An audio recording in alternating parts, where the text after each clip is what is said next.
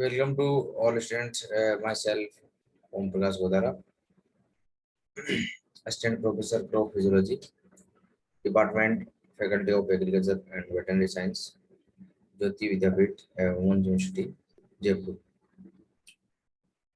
Today, we discuss about our topic absorption of water, mode of water absorptions, active and passive absorptions, and factor affecting absorptions. जो mainly water है उसका जो absorption है मतलब अवशोषण है वो किस तरीके से होता है मेनली इसके अंदर टू प्रोसेस होती है एक्टिव एंड पैसिव मेनली जो एक्टिव प्रोसेस है उसके अंदर मेनली जो एनर्जी है उसकी रिक्वायरमेंट होती है बट जो पैसिव एब्जॉर्प्शन होता है उसके अंदर मेनली जो प्लांट है उसके अंदर जो एक्स्ट्रा सब्सटेंस है जिनका फॉर्मेशन होता है उसके द्वारा मेनली जो वाटर है उसका मूवमेंट होता है और जो फैक्टर कौन कौन से इसको अफेक्ट कर सकते हैं उसके बारे में अपन स्टडी करेंगे Most organisms are comprised of at least 70% or more water. Some plants, like a head of lettuce, are made up of nearly 95% of water. So lettuce plant है वो mainly 95% इसके अंदर water available होती है.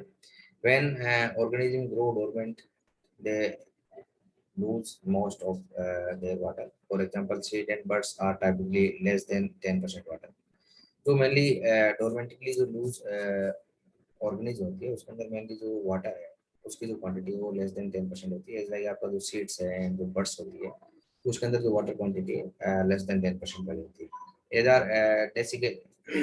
desiccated rotifers nematodes and yeast cells earth is the water plant mainly जो अर्थ है उसके अंदर जो वाटर है उसका प्लैनेट्स है उसके अंदर कौन कौन से जीव से पाए जाते हैं उसके अंदर जो वाटर की क्वांटिटी है वो कितना परसेंट पाई जाती है water is the limiting resources for crop productivity in most agriculture systems तो मेनली एक लिमिटिंग रिसोर्सेज है अपन जो एग्रीकल्चर को प्रोडक्शन करते हैं तो वाटर एक लिमिटिंग रिसोर्सेज के रूप में अपने पास अवेलेबल होता है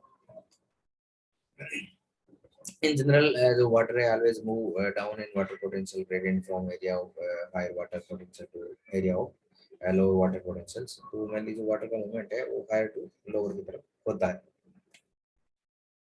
The until used to express this pressure is megapascal जो mainly water potential है उसका जो pressure है उसको अपन megapascal के अंदर measure करते हैं and the three factor that most commonly determine the water potential तो वाटर पोटेंशियल को मेनली कौन कौन से फैक्टर है वो निर्धारित करते हैं डिटरमाइन करते हैं तो मेनली आपका सॉल्यूट कंसंट्रेशन होता है सॉल्यूट के अलावा आपका जो प्रेशर है वो भी इस पे मेनली डिपेंड करता है और जो ग्रेविटी होती है ग्रेविटी पे मेनली डिपेंड करता है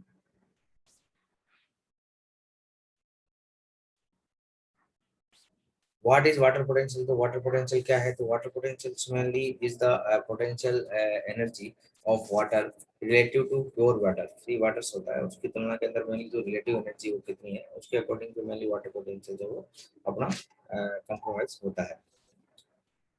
It quantities the tendency of water to move from one area to another due to osmosis, gravity, या mechanical pressures or metrics effects include surface tensions. Water potentials is measured is unit of pressures.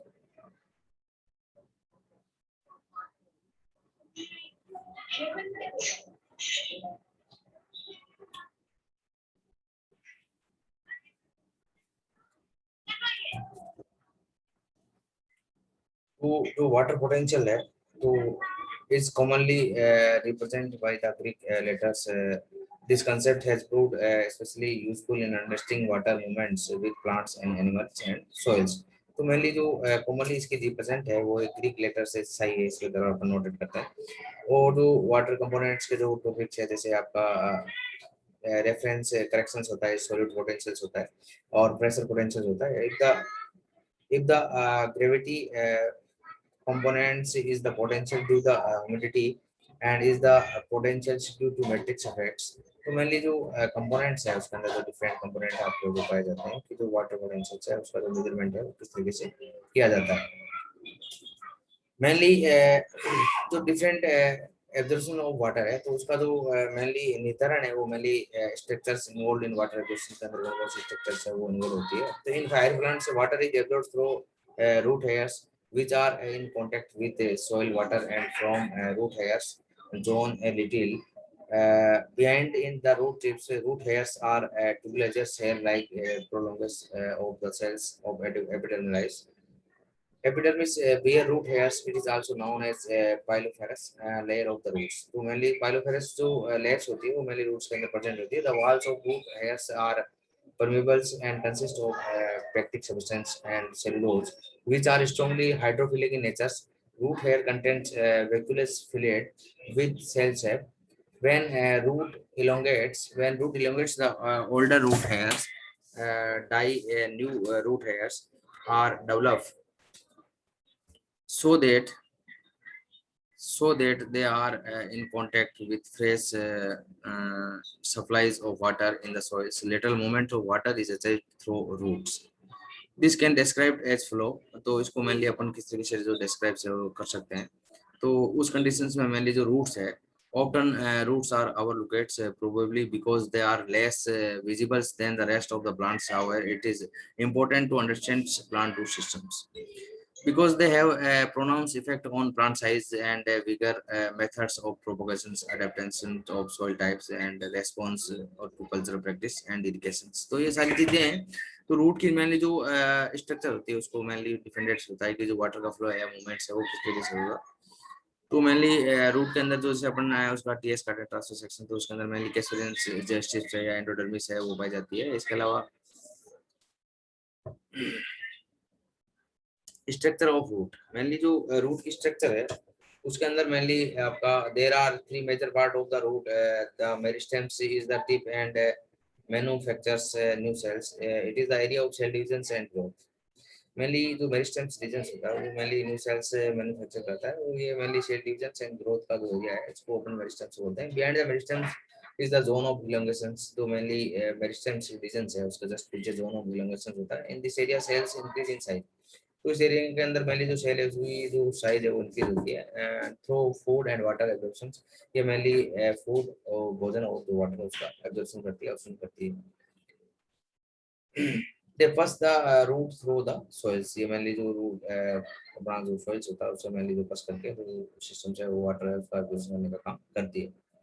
The zone of maturation is directly beneath the stems. Here cells become a specific tissue such as epidermis, cortex and vascular tissue.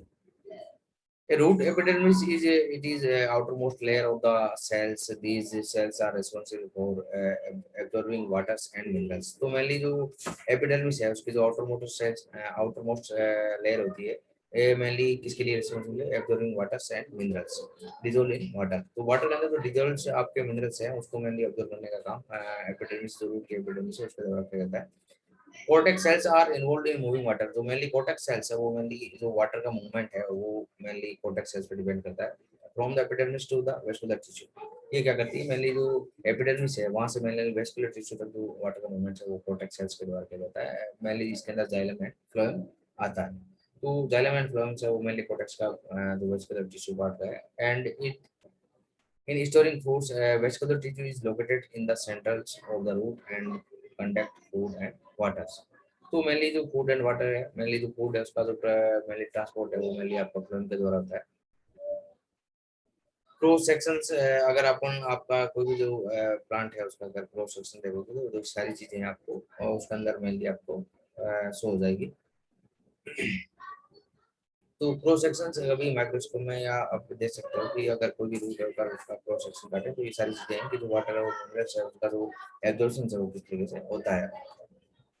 Extremely, there are two areas of importance: the root cap and the root hairs. तो root caps and root hairs है वो mainly एक importance जो major सकते हैं. The root cap is the root outmost tip होती है. It consists of cells that are slotted off of the root group through the soils. Its functions to protect the root meristems. Mainly जो इसका जो functions है तो meristems है उसको damage होने से ये root cap है वो mainly बचाती है, escape करती है.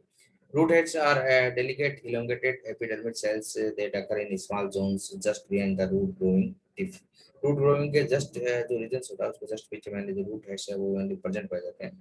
They generally appear as fine down to the naked eyes. अपन नग्न आंखों से भी इसको देख सकते हैं. Their function is to increase the root surface area or absorptive capacity mainly aquatic जो कैपेसिटी है उसको मेनली इंक्रीज करने का काम करती है। रूट हेयर्स यूजुअली लाइव 1 और 2 डेज। जो रूट हेयर्स है उनकी जो लाइव वो जिंदा रहने की जो क्षमता है वो 1 और 2 डेज की होती है। व्हेन प्लांट इज ट्रांसप्लांटेड, अगर अपन को भी जो प्लांट है उसको ट्रांसप्लांट करते हैं, they are easily turn off और may dry out in the suns. तो उस कंडीशन में मेनली क्या होता है, ड्राई हो जाता है। वाटर मूवमेंट मैकेनिज्म, प्लांट जो मेनली वाटर का मूवमेंट्स है वो किस तरीके से प्लांट के अंदर होता है, तो इसके अंदर मेनली 2 टाइप्स जो बातें हैं वो मेनली इन्वॉल्व होते हैं। फर्स्टली आपका प्लास्टिक बात होता है और सेकेंडली सिम्प्लास्टिक बात होता है, एंड थर्ड जो है वो भी इसके अंदर थोड़ा रोल इंपॉर्टेंस रोल होता है, जिसका नेम ट्रांसमेम्ब्रेन बात है। एपोप्लास्टिक बात है, इसके अंदर मेनली आपका एपोप्लास्टिक जो रीजन्स होता है उसके अंदर मेनली जो वाटर उसका मूवमेंट्स होता है, plant occur exclusively through the cell wall without crossing any membrane. तो इसके अंदर मेनली जो सेल वॉल है, कोशिका भित्ति होती है, वो इसके द्वारा मेनली जो वाटर है उसका मूवमेंट होता है। The cortex receive majority of water through apoplastic way. Mainly जो कोर्टेक्स रीजन्स है, अगर अपन एलएस काटते हैं तो उसके अंदर जो कोर्टेक्स रीजन्स है वो मेनली जो वाटर का एब्जॉर्प्शन है वो मेनली कहाँ से टेकन लेता है, तो ये मेनली जो सेल वॉल है, सेल वॉल के जस्ट आगे जो कोर्टेक्स होती है, तो कोर्टेक्स सेल वॉल से मेनली जो वाटर है एब्जॉर्ब करने का काम करती है। As usually bound cortical cells do not offer and resistance। ये मेनली लूजली बॉन्डेड सेल्स होती है और उसके अंदर मेनली रेजिस्टेंस बहुत कम रहता है या लो रहता है। But the movement of water in root beyond cortex apoplastic pathway. लेकिन जो वाटर का मूवमेंट है बियॉन्ड कोर्टेक्स, कोर्टेक्स के beyond mainly apoplastic pathway is block by casparian strip. तो कोर्टेक्स तक तो मेनली जो आपका वाटर का फ्लो है वो बाई एपोप्लास्टिक रीजन है उसके द्वारा हो जाता है, लेकिन कोर्टेक्स के जस्ट जो बात के अंदर जो वाटर का मूवमेंट्स है वो नहीं हो पाता, क्योंकि वहाँ मेनली कैस्पेरिन स्ट्रिप्स होती है, तो मेनली अब वाटर का जो मूवमेंट है उसको मेनली स्टॉप कर देती है। तो उस कंडीशन में मेनली जो एंडोडर्मिस पाई जाती है उसके द्वारा मेनली जो वाटर का फ्लो है वो नेक्स्ट आगे सेल्स तक होता है।